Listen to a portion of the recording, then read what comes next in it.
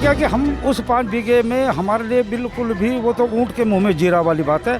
तो हमारी ये जो पुराने जिला जज का जो कंपाउंड है, ये इसकी भी हमारी मांग है।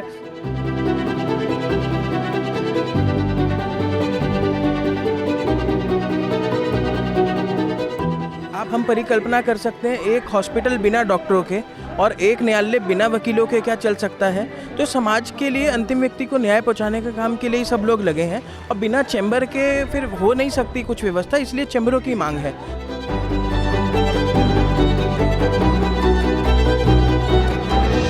आज ही की घटना है, एक एम्बुलेंस आ रही थी, जबकि हम लोग यहाँ हज़ारों लोग सड़क पे मौजूद हैं।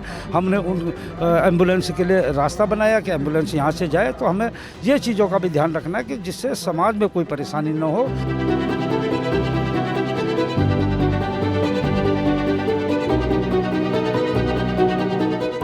रैन बसेरा जो ये दून मेडिकल कॉलेज, हमारा उसका विरोध नहीं है, बने वो, हम नहीं कह रहे कि वो न बने, पर भाई जगह उधर बहुत है, वहाँ बना है ना। ये तो कोर्ट से लगती हुई जगह है, तो हमारा उसका विरोध नहीं है। लेकिन हमें अपनी मजबूरियां है, अपनी जो हम सड़क पे आ रहे हैं और सड़क ही पे है, उसके बाद भी हम सड़क पे ही है। अगर सरकार नहीं देती तब हम कहाँ से वकालत करेंगे, सड़क पे बैठ के करेंगे फिर।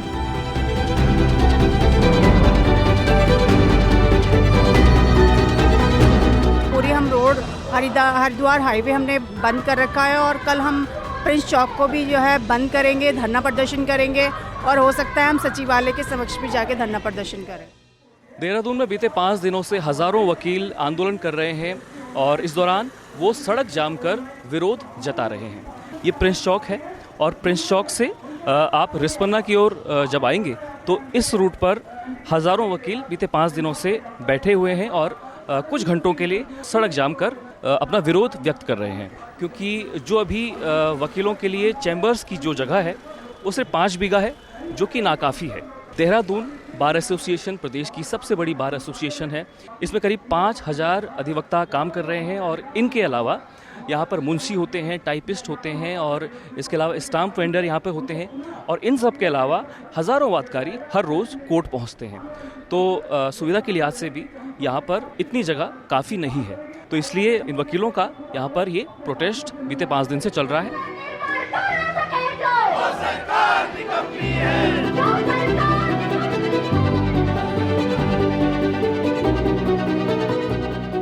सर, क्या मांगे आप लोगों की हैं? क्यों आपको न्यायालय से अब सड़क पर आने को मजबूर होना पड़ रहा है? देखिए, काफ़ी सारी चीज़ें हैं जो हमें 5 बीघे ज़मीन दी गई है, उसमें किस तरीके से तो 5000 अधिवक्ता बैठ पाएगा, टाइपिस्ट है, स्टाम्प वेंडर है, गाड़ियाँ की पार्किंग है, साथ में वादकारियों से कोर्ट चलती है।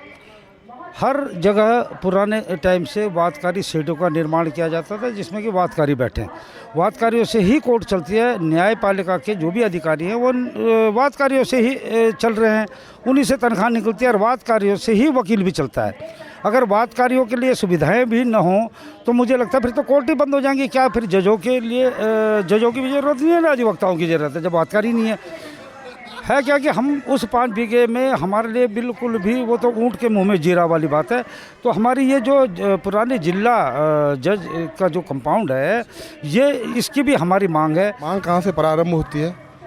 उत्तराखंड सरकार द्वारा पुरानी जेल को तोड़ करके हमारे पूरे न्यायिक परिसर को 260 करोड़ रुपए की बिल्डिंग बना करके न्यायिक परिसर को पुराने जेल परिसर में शिफ्ट कर दिया गया। लेकिन अधिवक्ताओं के लिए कोई न तो ठोस नीति बनाएगी, ना ही कोई चैम्बर या कोई भी कोई आश्वासन ऐसा नहीं दिया गया। इतनी लड़ाई लड़ने के बाद हमें 5 बीघा भूमि दी गई। हमारी स्ट्रेंथ लगभग 5000 है, जो हमारे लिए पर्याप्त नहीं है। 5000 के आसपास यहाँ वकील हैं और वकील 5000 वकील हैं और 5000 वकीलों में बहुत सीनियर भी हैं। सीनियर को तो चलो, जो भी उनके अपने ऑफिसर्स हैं, जो जूनियर हैं यहाँ पे 80% जूनियर हैं, उनके पास कोई ऑफिस नहीं है और घर है, घर में कोई किराए पे रहता है, कोई कैसे रहता है। उनकी जो है सर्वाइवल का एक माध्यम था यहाँ पे कचहरी में, वो छोटे मोटे काम भी करते हैं, वकालत भी करते हैं, जिससे यहाँ पे आके अपनी गुजारा चलाते हैं। तो ये सरकार जो है रोजी रोटी छीनना चाह रही है और रोजगार को छीनने की कोशिश कर रही है। आप हम परिकल्पना कर सकते हैं, एक हॉस्पिटल बिना डॉक्टरों के और एक न्यायालय बिना वकीलों के क्या चल सकता है। तो समाज के लिए अंतिम व्यक्ति को न्याय पहुंचाने के काम के लिए ही सब लोग लगे हैं और बिना चैम्बर के फिर हो नहीं सकती कुछ व्यवस्था, इसलिए चैम्बरों की मांग है। जो चैम्बर्स हैं वो हर एक राज्य में राज्य सरकार निर्माण करके देती है। जब हर सरकार में निर्माण करके देती है तो उत्तराखंड में इतनी बड़ी बारिश होने के नाते तो हम लोगों को चैम्बर निर्माण करके सरकार क्यों नहीं दे रही है? हम किसी सरकार का किसी भी कार्य का विरोध नहीं कर रहे हैं। हम चाहते हैं सरकार से कि सरकार हमें चैम्बर्स का निर्माण करके दे, यही हमारी मांग है। दूसरी सबसे अहम मुद्दे ये हैं कि हम इन सभी मंत्रियों के, विधायकों के फ्री में मुकदमे लड़ते हैं, कोई इनसे चार्ज नहीं लेते। उसके बाद भी जो है हमारी नहीं सुनी जा रही है। ऐसे क्या कारण है? पहले यूसीसी के मुद्दे से हमारे से रोज़गार छीना गया, चाहे वो विवाह पंजीकरण हो, चाहे वसीयत हो, बहुत सारी की धीरे धीरे अब ये जो है रजिस्ट्री भी ऑनलाइन करने वाला है। ये हमसे छुआछूत वाली स्थिति क्यों कर रहे हैं? अभी नई बिल्डिंग बनी है, वहाँ पे कोई चैम्बर्स का नहीं है। पुरानी बिल्डिंग है, इसमें रैन बसेरा और ये सब चीज़ें आ रही हैं, ये इधर से अधिवक्ताओं को हटाया जाएगा। तो इसीलिए सबकी मांग है कि कम से कम चैम्बर मिले, वहाँ अच्छी क्वालिटी का काम हो सके, अच्छा न्याय मिल सके, यही हमारी मांग है। इसी के लिए हम लोग धरने पे बैठे हैं। जो आज स्थिति है वो उत्तराखंड बनने से जो ग्राम प्रधान नहीं जीत पाया कभी, वो आज मंत्री के पद पे बैठे हुए हैं। लेकिन हमारे साथ सौतेला व्यवहार क्यों हो रहा है? जो मीडिया, उसके लिए इन्होंने 1100 करोड़ रुपए दिए हैं, तो भाई वो अधिवक्ताओं के लिए क्यों नहीं जारी होते?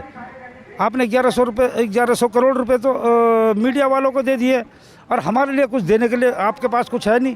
कितने बजे से कितने बजे तक ये करते हैं? अभी तो हम 10 बजे से आज हम 2:30 बजे तक के इसको धीरे धीरे आगे बढ़ाया जाएगा जब तक सरकार तक हमारी मांगें नहीं पहुंच जाती। आज ही की घटना है, एक एम्बुलेंस आ रही थी, जबकि हम लोग यहाँ हज़ारों लोग सड़क पे मौजूद हैं। हमने उन एम्बुलेंस के लिए रास्ता बनाया कि एम्बुलेंस यहाँ से जाए। तो हमें ये चीज़ों का भी ध्यान रखना है कि जिससे समाज में कोई परेशानी न हो, किसी भी व्यक्ति को परेशानी न हो, आराम से वो अपने भी कार्य करते रहें। तो अभी आप लोगों के प्रतिनिधिमंडल ने सरकार से कोई बातचीत की या सरकार का आप लोगों को कुछ आश्वासन मिला हो?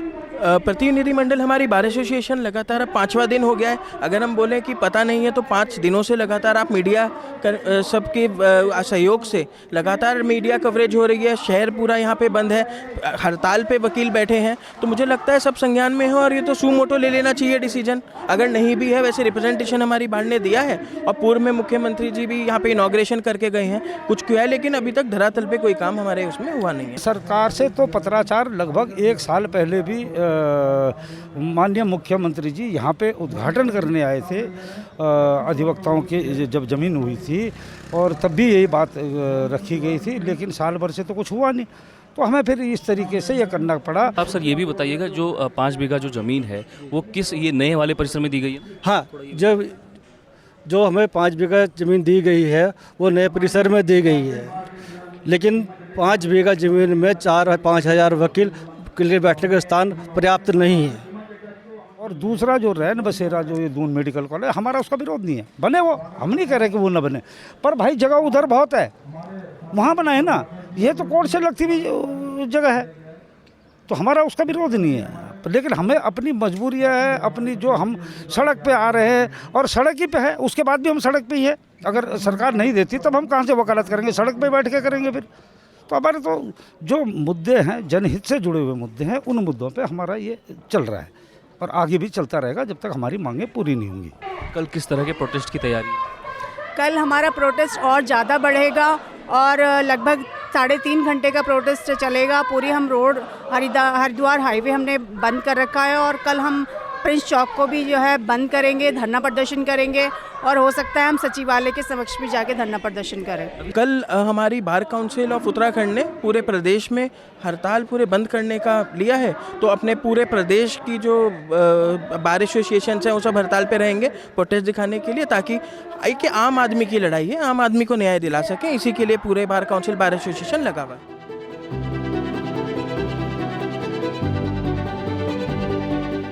तो बीते 5 दिन से देहरादून में हज़ारों वकील आंदोलन कर रहे हैं और कल यानी 15 नवंबर को बार काउंसिल ने all over Uttarakhand pen down strike का ऐलान किया है।